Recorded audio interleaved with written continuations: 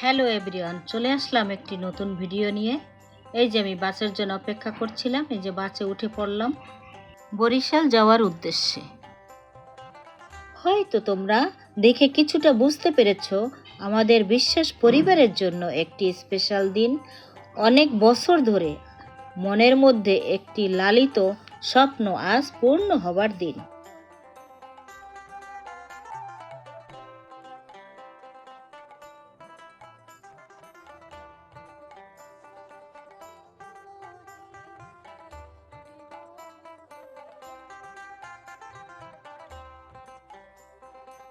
আমরা গিয়েছিলাম, আমি, আমার বড় মেয়ে, আমার ভাসুর, দেবর আর কাকা শ্বশুর। এই যে বন্ধুরা, জানলার দিকে তাকিয়ে তাকিয়ে কখন যে টোল প্লাজা এসে পড়েছি বুঝতেই পারিনি। এই যে বন্ধুরা, আমরা একটু পরেই পদ্মা সেতুর উপর দিয়ে যাব।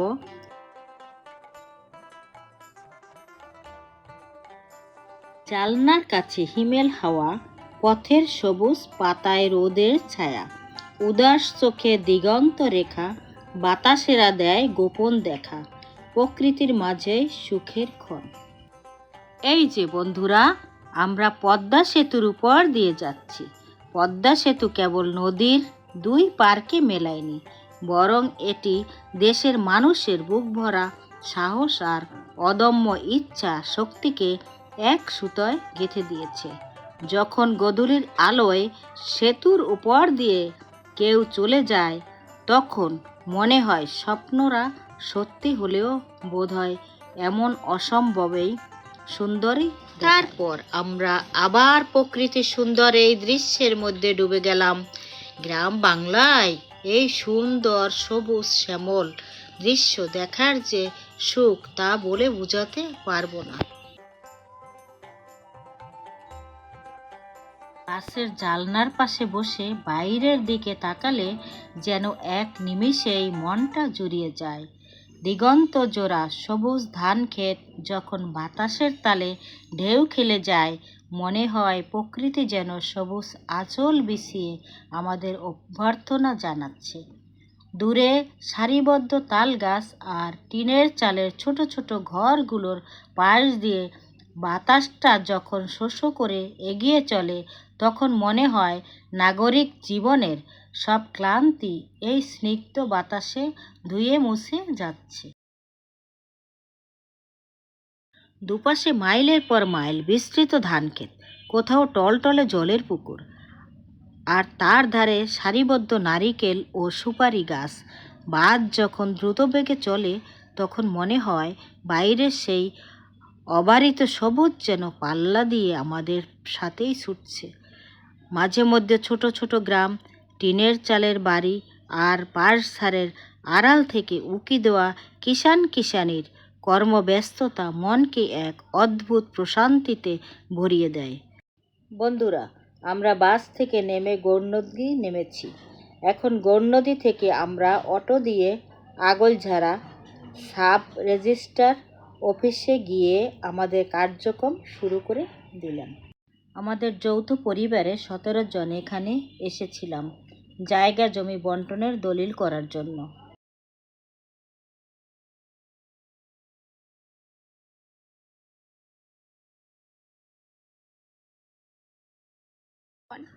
সবার সিগনেচার দেওয়া হয়ে গেলে চলে গিয়েছিলাম একটা ভাতের হোটেলে। ক্ষুধা লেগেছিল, তাই আর ভালো মতো ভিডিও নিতে পারিনি। সকালবেলা একটা বম্বে টোস্ট খেয়েছিলাম, আমাদের অনেক ক্ষুধা লেগেছিল। এরপর আমরা বাড়ির উদ্দেশ্যে গেলাম। প্রথমে আমাদের বাড়ি যাওয়ার কোনো প্ল্যান ছিল না। এত বছর পর বাড়িতে আসলাম, বাড়িতে পা রাখবো না তা কি কখনো হয়? থেকে মরান্দি যাব অটো দিয়ে। বন্ধুরা, অনেকদিন পর গ্রামে এসেছি। গ্রামের পরিবর্তন দেখে দিয়ে যেতে যেতে দুই পাশে দেখতেছিলাম কত সুন্দর অপরূপ দৃশ্য। ধান ক্ষেত, পুকুর, পুকুরে মাছ ছাড়া, দেখতে খুবই অপরূপ লাগছিল। এই যে বন্ধুরা, গ্রামের দুপাশ দেখতে দেখতে বাড়ি এসে পৌঁছে গেলাম।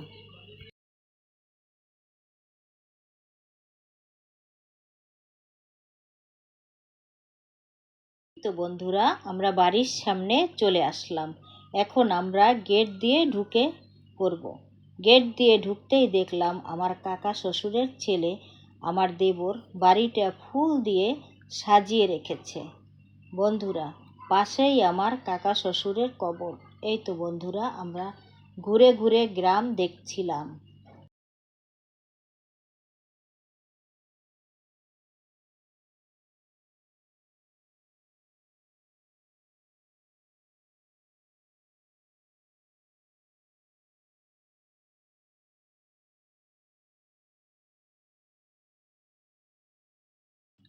এই যে বড় টিনের বাড়িটা দেখছো, এই বাড়িটা আমার কাকা শ্বশুরের বাড়ি। ভিতরে খুবই সুন্দর মনোরম পরিবেশ।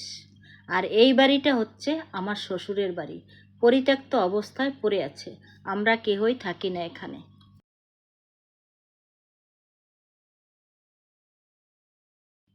আর এই পথ ধরে চলে গেলাম আমার আরেকটা কাকা শ্বশুরের বাড়ি।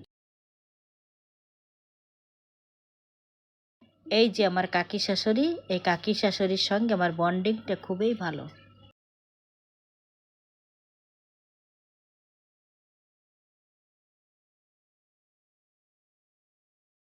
বন্ধুরা, আমি আমার কাকি শাশুড়ির বাড়িটা ঘুরে ঘুরে দেখছিলাম। এটা হলো আমার ঠাকুর শাশুড়ি। তো ঠাকুর শাশুড়িকে আমি জিজ্ঞেস করলাম, তুমি কি আমাকে চিনতে পেরেছো? আমি 14 বছর আগে এসেছিলাম। তো সেই ক্ষেত্রে তার চেনার কথা না, তবে কিছুটা আন্দাজ করতে পেরেছে।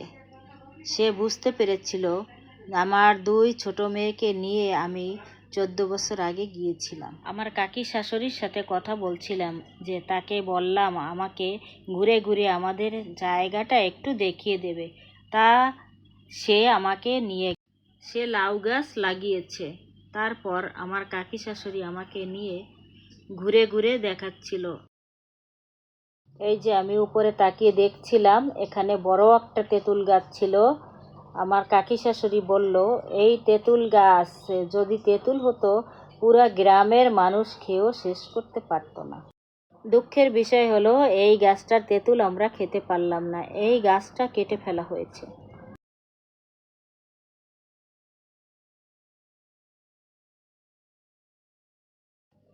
এখন আমরা যাচ্ছি, আমরা যে জায়গাটা পেয়েছি সেই জায়গাটা দেখতে।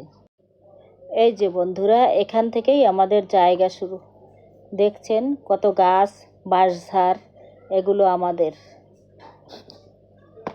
বন্ধুরা, আমরা পুরো জায়গাটা তোমাদেরকে দেখাতে পারিনি, কারণ আমাদের হাতে সময় ছিল না। এই পুকুরটা আমাদের ছিল, আর অল্প সময়ের জন্য সময় দেওয়া হয়েছিল। এখানে আমি কচু শাক কাটতেছিলাম, আর আমাদের ছিল। পুরোটা জায়গা দেখাতে পারিনি, কারণ আমার দেবর অটো দাঁড় করিয়ে রেখেছিল। মাত্র আধা ঘন্টা সময় দিয়েছিল, এর মধ্যে তোমাদের পুরোটা জায়গা দেখাতে পারিনি। এই সামনে যতটুকু জায়গা দেখছো, এই পুরোটাই আমাদের জায়গা। এখানে আমাদের 3 জনের জায়গা, আমার ভাসুরের জায়গা, আমার দেবরের জায়গা, আর আমার জায়গা।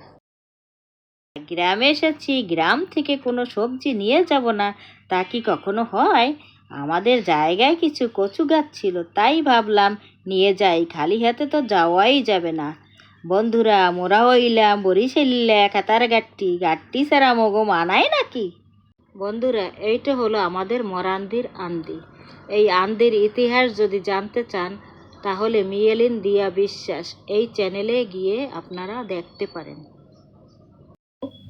আমার ভিডিওটা শেষ পর্যন্ত দেখার জন্য ধন্যবাদ। আজকের ভিডিওটা এই পর্যন্ত। দেখা হবে নতুন কোনো ভিডিওতে।